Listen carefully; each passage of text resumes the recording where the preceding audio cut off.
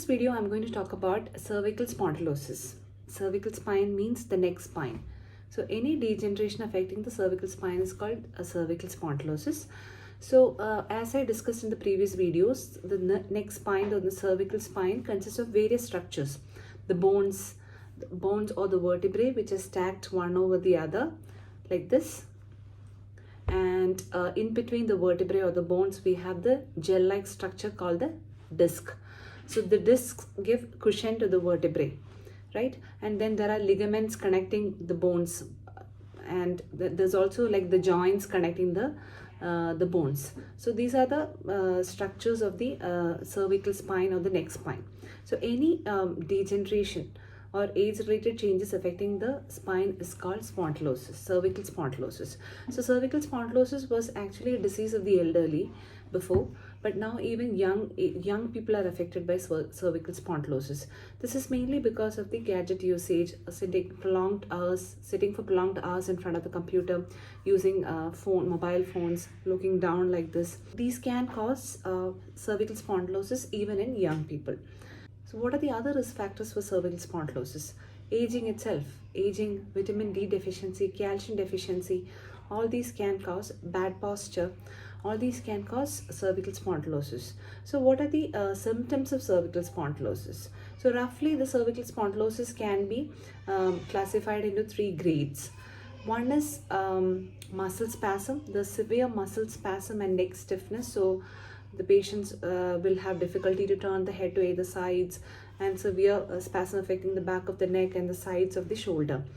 Now the second grade is where there is disc changes, or there is something called radiculopathy. So disc, as I told you, it's the structure which actually sits in between the vertebrae or the bones.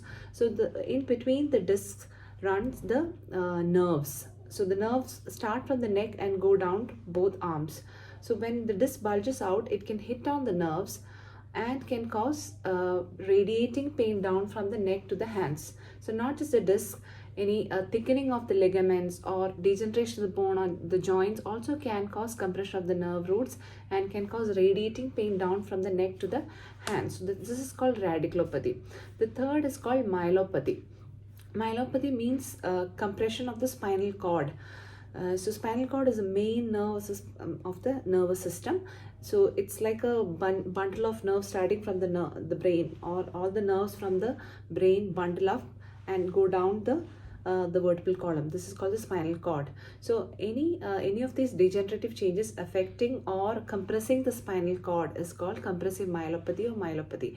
Here the patient can have again numbness and weakness of the hands and legs is a symptom of cervical myelopathy. So how do you manage cervical spondylosis? So cervical spondylosis, as I told you, it's an age-related degeneration or posture-related degeneration. Various other causes are also there. So correcting the underlying cause is one treatment, that is correcting vitamin D deficiency, correcting your posture, correcting calcium deficiency, and age-related degeneration, we cannot do much about it.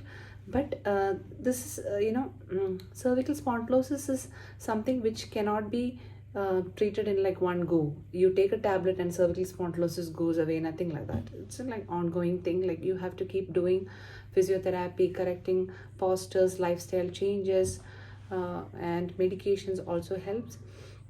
Now, in case the medications and the conservative measures like physiotherapy and medicines don't work, then in some cases the patients will have to undergo surgery, especially when there is severe radiculopathy or severe nerve pinch. And also in all cases of myelopathy, surgery is warranted because it can result in complete paralysis of both hands and legs. So this is something which can be prevented, and a reversal of cervical spondylosis is not really possible. It can to some extent by treatment, but better is prevention. Thank you.